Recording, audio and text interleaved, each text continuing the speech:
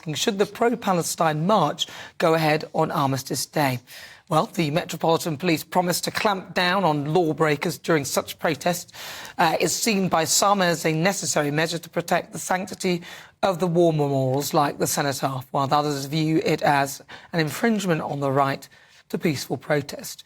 What do you think? Rishi Sunak has condemned the planned march on Remembrance Day, saying that it's provocative and disrespectful.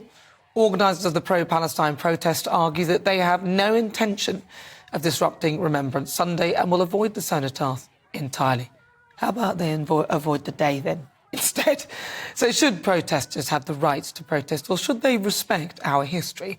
For the Great British Debate this hour, I'm asking, should the pro-Palestine march go ahead on Armistice Day? Well, joining me now to discuss, international security and border control expert Henry Bolton. Told you I couldn't get rid of him. Former political correspondent and Sky, Peter Spencer, and also former editor of the Labour List, Peter Edwards. Right, so I'm going to start with you, Peter Spencer. What's your view? There are two sets of protesters here. There is one who are essentially calling for a ceasefire, meaning that what they want is peace. There is another section which is calling for jihad, which is a warlike call. Now, when it comes to those calling for peace, I would say that choosing Armistice Day has a hideous but poignant relevancy to it. Think about what the Armistice Day is about. It's about World War I. What did World War I achieve? It achieved very little apart from the obliteration of an entire generation of young people. Therefore, peace seems like the way forward. However, what it did also do was to sow the seeds in Versailles, in the settlement in 1919, for World War II.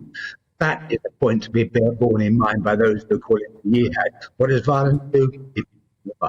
So are you saying that the march sowed the seeds for World War II? No, I'm saying that World War I sowed the seeds for World War II. After it, there was the Versailles Conference, in which the terms were against the Germans were so punitive, it was only a matter of time before they had another crack at it. OK. Well, Henry Bolton. No, I don't believe it should go ahead. Look, I absolutely sympathise. Nobody can lecture me about the horrors of war. I've seen those horrors up close and very, very personally far too many times, and they will never leave me. So I have huge concern about the suffering that this conflict and any conflict is causing. And I absolutely sympathise with anybody who wants to express that concern. However, I observed one of these marches last week because I wanted to actually sort of make a judgment for myself. And this is not only a march expressing that concern. The majority of people, the placards they were carrying and the chants they were making was about calling for an intifada. It was about jihad. It was calling for resistance to Israel. This was about a nationalist uprising against the Israeli state. And there is no ifs or buts about that in my mind. And I'm trying to be very, very objective about this. The march on Armistice Day, it's just been said that, it's about peace. I've just addressed that in terms of the protest. But actually, I remember two of my elderly relatives fought in World War I. For them, Remembrance Day was about remembering those people who had given the ultimate sacrifice, standing between those who would do harm and those to whom it would be done. Yeah, and the point is that it's not a day of peace. Or arguing for peace. It is a day when we remember the sacrifices made by those people who stand up and fight for what is right. And in this case, that as a solemn occasion, and the meaning of that is obviously, I cannot possibly comprehend that the organisers of this march did not know that it was that day. This is a challenge. No, well, they're not saying it's not. I don't think they didn't know it was that day. No, they knew. But I don't think they're trying to say that. I just think that they're saying that they won't go anywhere near the Cenotaph and all that. But why do it that day? Well, that's the point, isn't it? But Peter Edwards.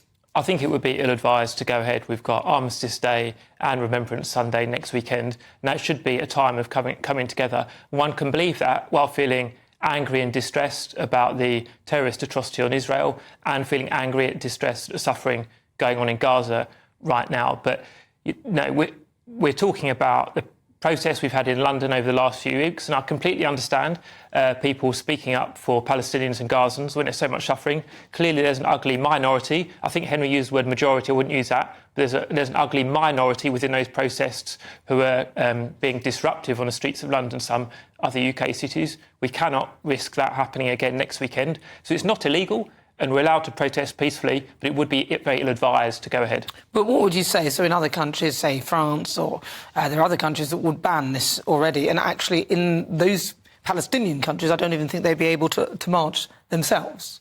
Well, I can't comment on the law in other countries, particularly around things like this, but I don't think the House of Commons hurrying to pass a law in effect of next weekend would be helpful, and that also might be create a little bit more confrontation. I think it's down to anyone who has concerns about what's going on in Palestine, which is, to be frank, the vast, vast majority of the whole population, the whole world, to exercise their judgment as how to behave appropriately and respectfully next weekend.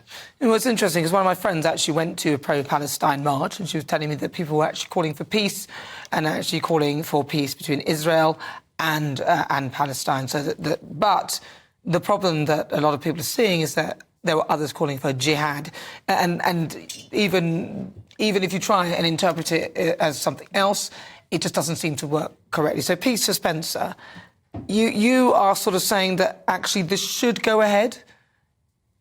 Not exactly saying it should. I do say there is a relevance, particularly on Armistice Day, because it's about recognizing the futility of war. And for those who will be protesting to make that point, I say party or elbow. For those who say let's have some more war, I say just do it somewhere else. Yeah. So are you saying that the protest should go ahead then? Well, I mean, let's get real here. There's going to be vast numbers of people heading for the capital. But how can you actually prevent it anyway? Send out the water cannons? So much for British values if you start behaving like that.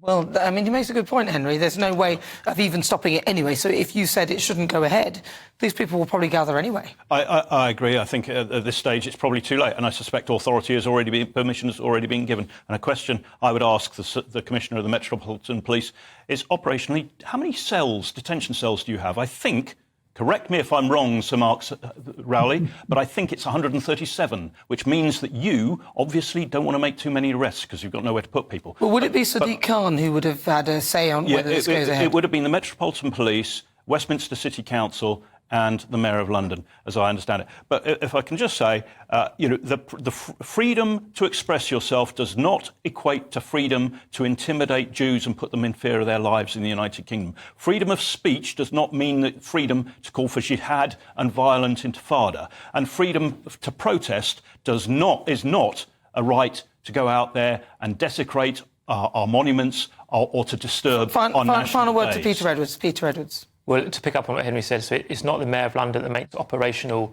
decisions in terms of police, that's the police officers themselves. But of course, I think one thing we all agree, it'd be totally unacceptable for any protesters to go anywhere near the cenotaph. And as I understand it, the police are putting a lot more time and energy into preventing that. No, but the question I asked him was actually who permits the march. So you're saying the Mayor of London would be part of that agreement process? I think the Metropolitan Police are the key ones. If they said no, we don't feel that this should go ahead, I don't.